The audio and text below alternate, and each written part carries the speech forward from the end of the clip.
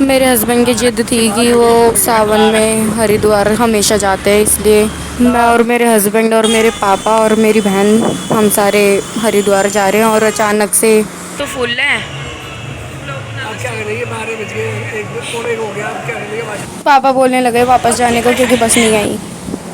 रात के अरे 8 बजे से लेके सुबह के 4 बज गए, लेकिन बस का कोई अता पता ही नहीं था। कैसे जैसे एक लास्ट बस मिलने के बाद हमारी खुशी, और फिर मैं एकदम से देखने लग गई कि हम कहाँ तक पहुँचे। तो हम गाज़ियाबाद तक पहुँचे थे बस। और वहाँ पर भी पता नहीं क्या लड़ाई हो गई हमारी किसी लड़के से, क्योंकि उसने हमारी सीट ले ली थी। बस वाला जो ड्राइवर था वो पता नहीं कौन से गांव के रास्ते से लेके जा रहा था, जो कि हम फिर बहुत मुश्किल से पहुंच पाए। वो भी बहुत लेट हो गए थे हम सुबह के। उन्होंने 11 साढ़े 12 तो वहीं बजा दिए थे हमें, और 12 साढ़े 12 क्या 1 बज गए थे वहाँ पर। तो हमें परेशान हो गए थे हम सारे। इसकी स्पीड से तो ये लग रहा था कि हाँ हम जल्दी पहुँच जाएंगे, लेकिन हमारा वही हाल हुआ कि हमें 1 बजे तक हरिद्वार पहुँचे, वो भी दिन के। तो मेरे को बहुत गर्मी भी लग रही थी, प्यास भी लग रही थी, और ऐसी ऐसी जगहों से लेके जा रहा था जहाँ पता नहीं कैसे कैसे रोड थे, बेकार बेकार से ऊबड़ खाबड़। ये रोड तो फिर भी ठीक दिख रहा है। हमारी टिकट कैंसिल हो गई थी क्योंकि हमें लगा था कि कंफर्म हो जाएगी। एक तो हम सबसे पीछे बैठे थे और ऊपर से दिमाग ख़राब हो रहा था। तो गाड़ी चलानी नहीं आती बस वाले को, और पता नहीं कौन कौन सी जगह से लेके जा रहा है। और तंग हो गई हूँ मैं बहुत ज़्यादा। बेकार से ढाबे में इसने रोक दिया। एक तो खाने पीने की भी मतलब यहाँ अच्छा कुछ मुझे मिला नहीं, और फिर हमने तो खाया ही नहीं। हम तो शुक्र है आलू के पराठे लेके गए थे, वही हमने खा लिए थे। पता नहीं कौन से खंडरों में से लेके जा रहा था। ऊपर से सुमित को मैंने देखा, वो तो आराम से सो रहे हैं। फाइनली पहुंच तो गए थे हम हरिद्वार, लेकिन सबसे गंदा मूड भी जब हुआ जब, क्योंकि जाम लगा हुआ सावन में। कावड़ वाले यात्री सारे थे। एक तो धूप में सर घूम रहा था, ऊपर से पापा बोल रहे थे जल्दी चलो। वो भी हाईवे के रास्ते से कौन जाता है हर की पौड़ी। ये इंसान सही है, गमछा वमछा लेके सब सही है। आते टाइम जो हालत हुई होगी ना हमारी, इतनी गंदी हुई थी।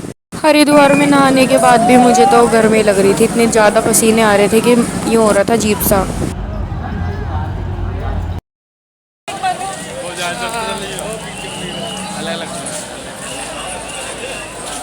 ए,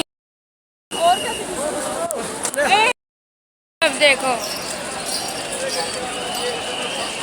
है ना।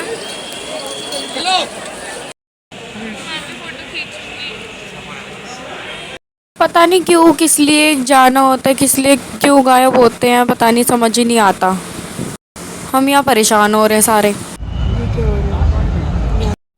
मैं तो सो गई थी, और ये देखो ये देखो, ये तो फोटो खींचने में लगे हैं उस्ताद। हमारा प्यारा सा कूली नंबर 1।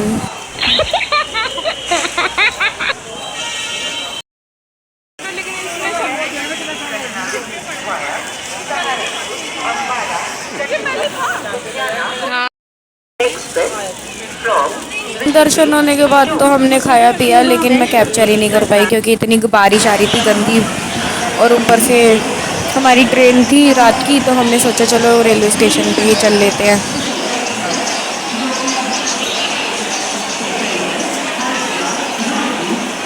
बहुत ज़्यादा तंग करने में मज़ा आता है मुझे, मेरे पांडा को, इसलिए मैं उनको तंग कर रही थी। लेकिन लाइट आ रही थी तो इनका मुंह बना हुआ था, पता नहीं क्यों बना हुआ था, समझ नहीं आई। चलो हमारी टिकट कंफर्म थी, इसलिए हम तो आराम से सोते हुए गए, मज़े लेते हुए सुबह। ओह सॉरी, रात को, लेकिन ये सुबह की वीडियो है। गाज़ियाबाद आने वाला था, इसलिए मैंने फिर वीडियो बनाना शुरू किया, क्योंकि रात को तो बहुत ज़्यादा भीड़ हो रही थी। इस चक्कर में हम कुछ बना ही नहीं पाए वीडियो, क्योंकि पता नहीं कावड़ वाले सारे लोग हमारी ही सीट पे बैठ रहे थे। तो हमने बोला हमारी तो कन्फर्म है, कम से कम हमें तो सुखी से जाने दो, क्योंकि हम भी बहुत स्ट्रगल करके आए हैं।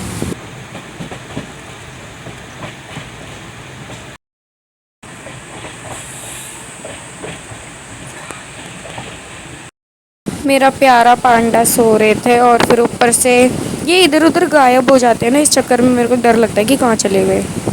मेरे को पूरी रात नींद इसलिए नहीं आई क्योंकि फ़ोन वोन का डर लग रहा था, चोरी वोरी हो जाती है, क्योंकि लोग हमारे ही सीट के अंदर अंदर तक घुस रहे थे, पता नहीं क्यों घुस रहे थे, कभी चार्ज लगा रहे कभी क्या करना है। इस चक्कर में मैं तो जगी हुई थी।